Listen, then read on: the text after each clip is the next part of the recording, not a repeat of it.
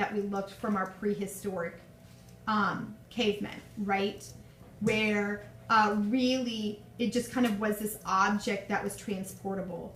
While these serve probably more for funerary purposes, they kind of have a similar connection to that.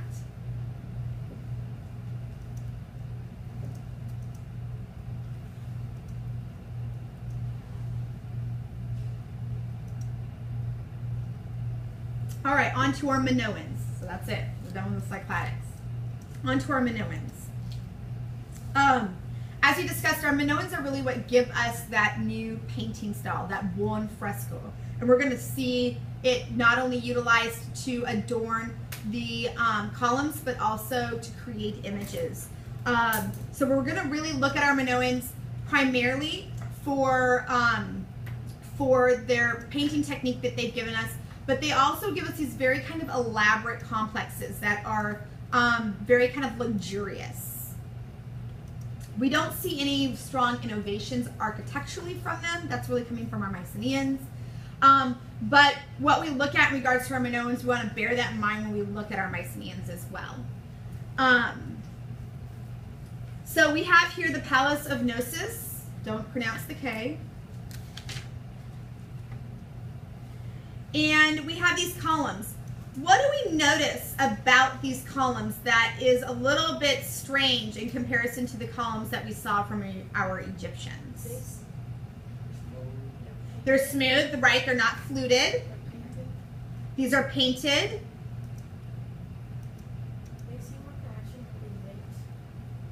Really light? Is that, who said that? They're holding weight. Oh yes, these are columns, true columns. In comparison to our Egyptians, right, that use those reserve columns, these are true columns. Now we also had those hippo-style halls, which were actual real columns that had to sustain weight too. But these are not carved in situ. What do you need, babe? I got my phone. Awesome. Put it on your shelf and we'll look at it later. All right. All right. So in regards to that, the other thing that we want to notice is it's not fluted like we saw coming from our Egyptians. It bears weight, but there's also something that's very strange about the columns as well. Look at the shape of the column. Do we notice anything that seems rather strange? The top is wider than the bottom. Right. The top is wider than the bottom. And this is when we look at columns, and if we ever see columns later that are wider on the top and kind of narrower on the bottom, those are Minoan-inspired columns. The other way that we know that these are Minoan is they have these little kind of almost look like pillows that sit for capitals on the top of the columns. Pillows. Right? These little rounded capitals on the top. They almost act like pillows.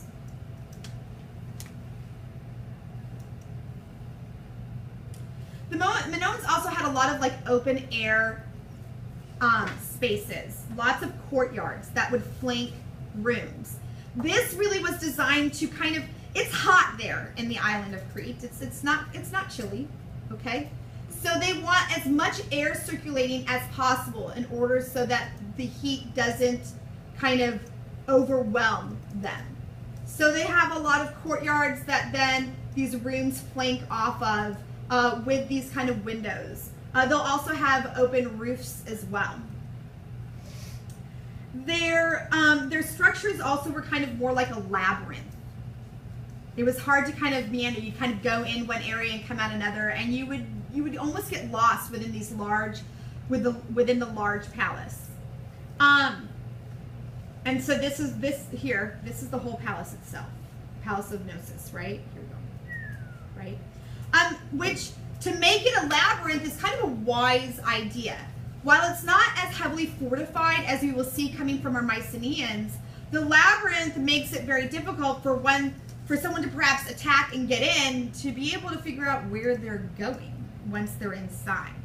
So that's kind of a tactic in and of itself. Here's an example of what we mean by kind of a courtyard. And there's levels to these structures as well.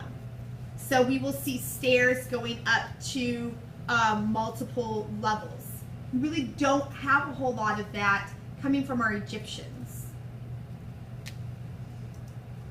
And then again, a perfect example of that Minoan column where it's narrow and gets wider going to the top with that kind of pillow cushion. So here it goes down, and you can see this is the story above. Another kind of open room with small flanking rooms off to the side. This would have been the queen's quarters. And this is again another example of that buon fresco. And you can see how a portion of it is missing. I mean, it's very old, so we'll see damaged frescoes, but this is plaster laid onto the surface. So there's a thicker application, which means it'll withstand longer. And then the plaster is then kind of dyed while it's still wet. Lots of decoration, and you see this here as well. Oops, hello. Within the structures. There's also more use of wood within our Greeks, especially on the Isle of Crete, and that's because wood was more accessible.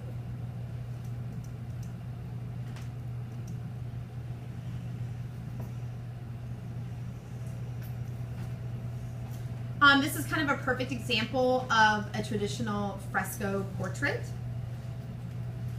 What do we recognize being similar to some of the other civilizations we've looked at? The profile, right? The facial profile, that eye, right? We see the eye as a whole, right?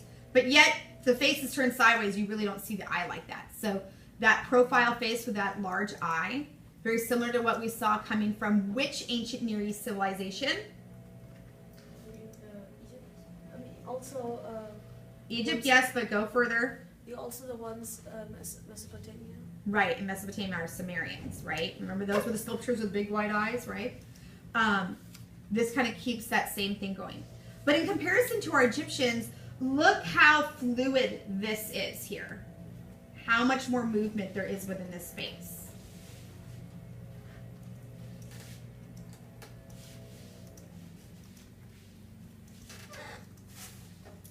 Now, one of the most well-known frescoes coming from our Minoans is the Toreador fresco. And there's a lot of question as to what the real purpose of the fresco is. Does it, but they kind of hint that perhaps there was some type of religious connection, that this bullfighting action that's taking place here is really something that was rooted in some type of ritual. But ultimately, it also serves as a narrative.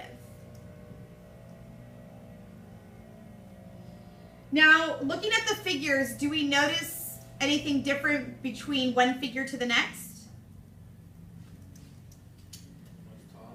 One's red skin. Yes, one is darker in skin color than the others, right? So very much like our Egyptians, our male figures are usually depicted with darker skin tone than our females.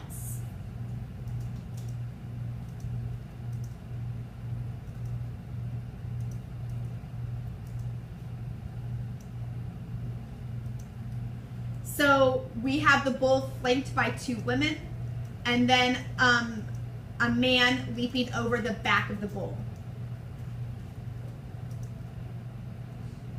Really what we think we are seeing here is kind of a suggestion of what this might have looked like. So here we think that this woman is about to flip over the bull. So she's grabbing the bull by the horns, flips over the bull, and then lands. So we have the three stages of what this action would have looked like. And then looking at the bull, you can almost see him in mid-flight, or, leaping forward, if you will. He's not standing still. So he's really charging. So there's this element of this battle taking place as well.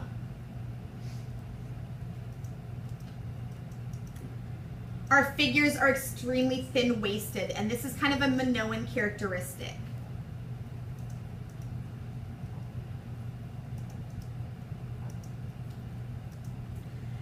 The other thing that's that's missing in comparison to our Egyptian paintings is that there's no ground line, right? If these were Egyptian figures, there would be a line underneath where they would be standing. And we certainly would not have seen anybody upside down like this. Isn't the bottom of the picture a line? Yeah, the bottom of the picture doesn't really act as like the ground. It's really almost just a frame because it's very decorated, right? So it's really kind of just a frame. So they're just in space, really, kind of, sort of, right? But we know that they're not like really floating in space, but that's just kind of how it is. If it was Egyptian, we'd have all these lines underneath everything to denote that ground line. So again, this kind of plays into this Minoan style that that is unique unto themselves, but really kind of gives us what we'll kind of look at later as well. We have very kind of sweeping, curvaceous bodies, this use of the S curve within the figures and within the bull's shape, again, that fluid motion.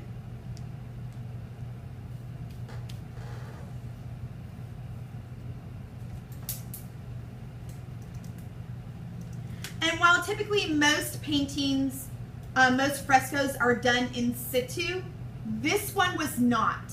It was plastered onto a surface, and then the surface was installed into the home or the palace. So this is not done in situ. Right? Remember, in situ means on site. So this more than likely was done at an artist's studio, workshop, and then transported into the palace and installed.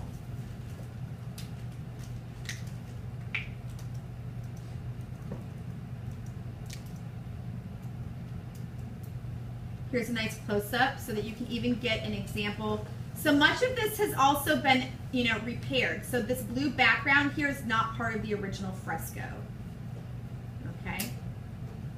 But you can get a sense of what it once looked like as well, given what we know we do have, and from other paintings throughout the palace, and then just from the Minoans in general.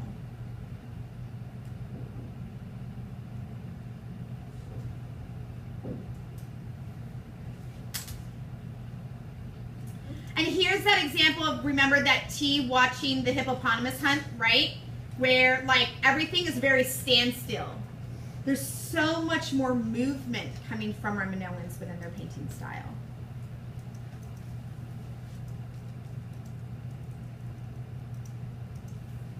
There's more of a sense of freedom and play as well. And the civilization even kind of addresses that.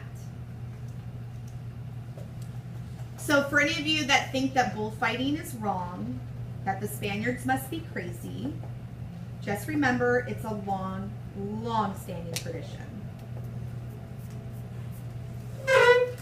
And remember, the bull is that beast, right? It's that element of power. So this ritual or this leaping over the bull really not necessarily suggests that this person is powerful. They're not meant to be anybody of wealth or standing, but they're really kind of addressing more the civilization itself. It's really almost like a metaphor, a symbolism to the Minoans in and of themselves.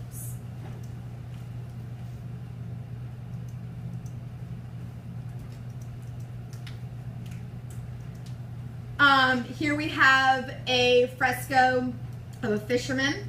This one is not located in the Palace of Gnosis. Okay, so you can see that here, right?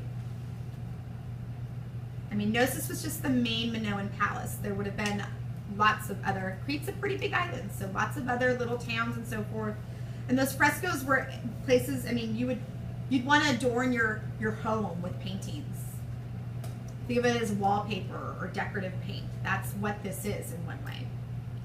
So more than likely, this would have either been a shop or perhaps a fisherman of himself. So this would be closer to the water than another town that might have been further inland.